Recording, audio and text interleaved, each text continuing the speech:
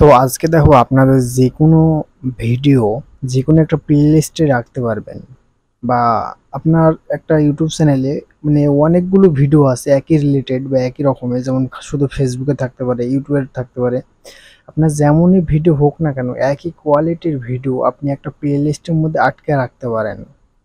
যদি আপনি একই ভিডিও একটা প্লেলিস্টের মধ্যে আটকে রাখেন তাহলে কি হবে, তাহলে আপনার সেই ভিডিওটা অতিরিক্ত র্যাঙ্কে যাবে এবং তো খুব তাড়াতাড়ি মানে সেই ভিডিওতে ওয়াচ টাইম, ভিউ এবং ইনকামটা বেশি হবে। তো আমরা যেকোনো জিনিস, যেমন আমি এখানে সার্চ করছি, দেখেন এখানে এমএস ওয়ার্ড যেমন ইন্টার মারি, তো কি হচ্ছে দেখেন এমএস ওয়ার্ড, যে দেখেন এটা কিন্তু তাদের একটা প্লে লিস্ট। তো প্লে লিস্ট তারা কি করছে, যে কোনো একটা মানে একটা প্লে লিস্ট তৈরি করে সে রিলেটেড সব ভিডিও একটার মধ্যে রাখছে, যাতে আপনারা বা যেই হোক না কেন এই যদি প্লে লিস্টটা পেয়ে যায়, তো তারা অনায়াসে সেই পুরা প্লেলিস্টটা দেখতে পাবে এবং পুরা ভিডিওটা একসঙ্গে পেয়ে যাবে। যার কারণে এটার কারণে আমাদের যেকোনো ভিডিওতে যদি আমরা প্লেলিস্ট অ্যাড করি তাহলে আমাদের ভিডিওতে অতিরিক্ত ভিউ, অতিরিক্ত ওয়াচ টাইম এবং সব কিছু বেশি বেশি অ্যাড হবে। তো আজকে দেখো আপনি কিভাবে আপনার ইউটিউব চ্যানেলে কিভাবে একটা নতুন করে প্লেলিস্ট তৈরি করবেন।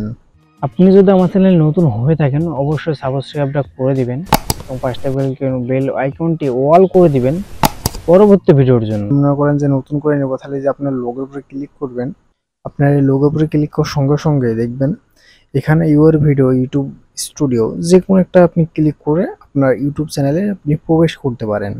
আমি আমার ইউটিউব চ্যানেলে প্রবেশ করছি। তো আসার পর আপনাদের কাছে সেম টু সেম এমন হয়ে থাকবে। তো আপনি যেহেতু প্লে লিস্ট তৈরি করবেন, এটা করতে হলে সরাসরি উপর দেখছেন যে video live post playlist, এই প্লে লিস্টের উপর জাস্ট ক্লিক করবেন।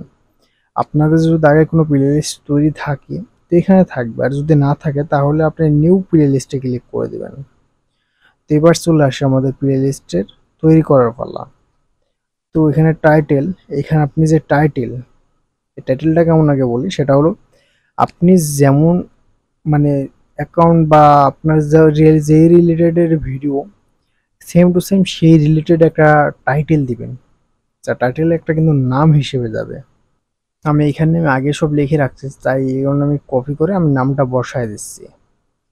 তো আপনার যে রিলেটেড ভিডিও, যেমন আমি এখানে মাইক্রোসফট ওয়ার্ড টিউটোরিয়াল, মানে মাইক্রোসফট ওয়ার্ডে A1 মানে প্রথম থেকে শুরু করে একবার শেষ পর্যন্ত লাস্ট পর্যন্ত পুরোপুরি ভিডিও আমি এই প্লে লিস্টে আপলোড করব।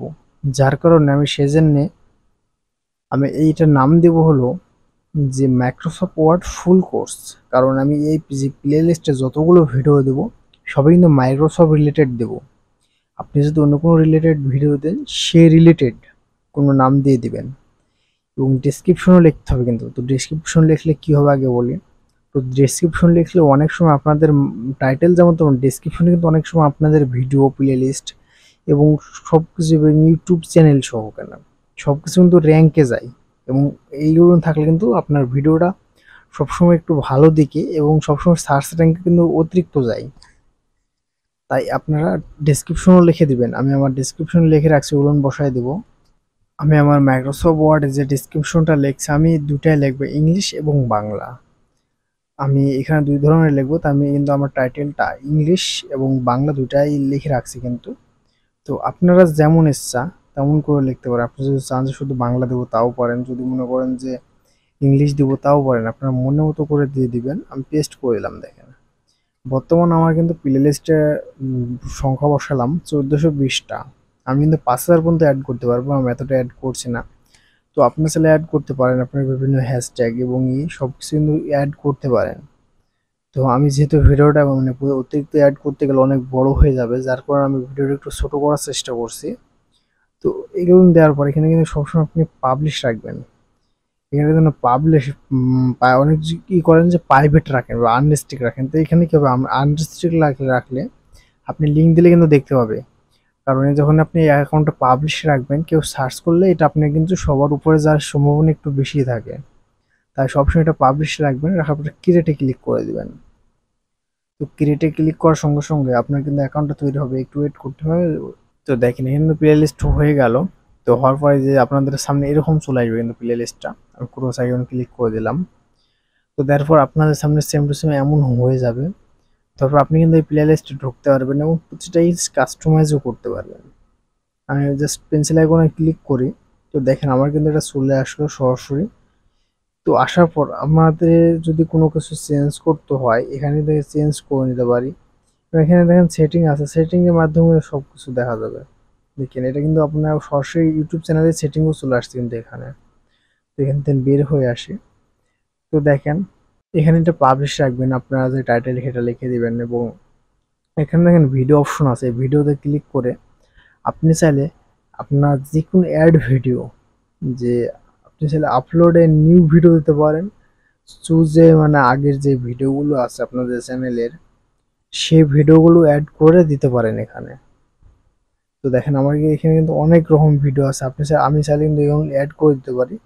তো আমি অ্যাড করছি না, কারণ আমি এই অ্যাকাউন্টে বা এই প্লে লিস্টে আমি শুধু মাইক্রোসফট ওয়ার্ডেরই দেবো।